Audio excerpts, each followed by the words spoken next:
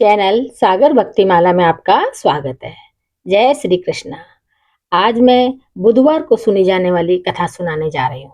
कथा को अंत तक जरूर सुने। समतापुर नगर में मधुसूदन नामक एक व्यक्ति रहता था। वह बहुत धनवान था। मधुसूदन का विवाह बलरामपुर नगर की सुंदर लड़की संगीता से हुआ था। एक बार मधुसूदन अपनी पत्नी को लेने बुधवार के दिन बलरामपुर गया। मधुसूदन ने पत्नी के माता पिता से संगीता को विदा कराने के लिए कहा। माता पिता बोले, बेटा आज बुधवार है, बुधवार को किसी भी शुभ कार्य के लिए यात्रा नहीं करते। लेकिन मधुसूदन नहीं माना। उसने ऐसी शुभ अशुभ की बातों को न मानने की बात कही। दोनों ने बैलगाड़ी से यात्रा प्रारंभ की। 2 कोस की यात्रा के बाद उसकी गाड़ी का एक पहिया टूट गया। वहां से दोनों ने पैदल ही यात्रा शुरू की। रास्ते में संगीता को प्यास लगी। मधुसूदन उसे एक पेड़ के नीचे बैठाकर जल लेने चला गया। थोड़ी देर बाद जब मधुसूदन कहीं से जल लेकर वापस आया तो वह बुरी तरह से हैरान हो उठा, क्योंकि उसकी पत्नी के पास उसकी ही शकल सूरत का एक दूसरा व्यक्ति बैठा था।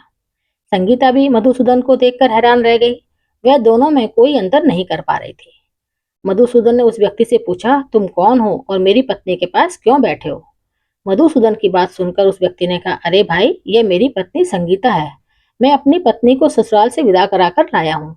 लेकिन तुम कौन हो जो मुझसे ऐसा प्रश्न कर रहे हो? मधुसूदन ने कहा, तुम जरूर कोई चोर या ठग हो।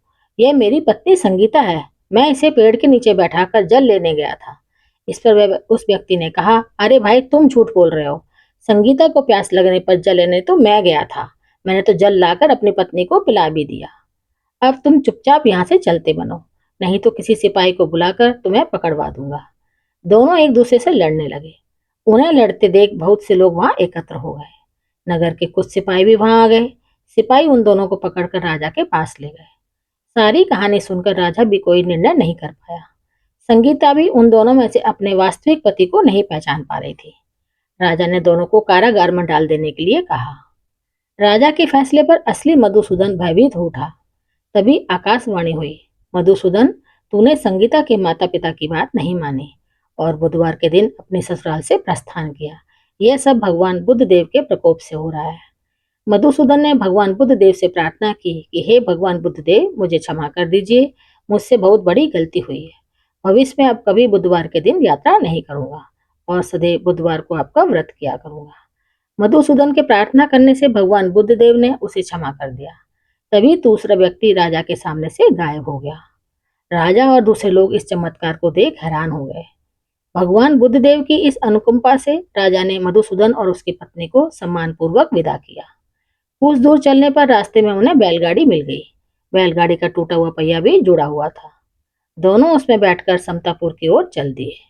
मधुसूदन और उसकी पत्नी संगीता दोनों बुधवार को व्रत करते हुए आनंद पूर्वक जीवन यापन करने लगे। इस तरह भगवान बुद्ध देव की कृपा से उनके यहाँ खुशियां बरसने लगी। इस तरह जो स्त्री पुरुष विधिवत बुधवार का व्रत करके व्रत कथा सुनते हैं, भगवान बुद्ध देव उनके सभी कष्ट दूर करते हैं। तो ये थी बुधवार को सुनी जाने वाली कथा। मेरे चैनल को सब्सक्राइब, शेयर और लाइक जरूर करें। धन्यवाद।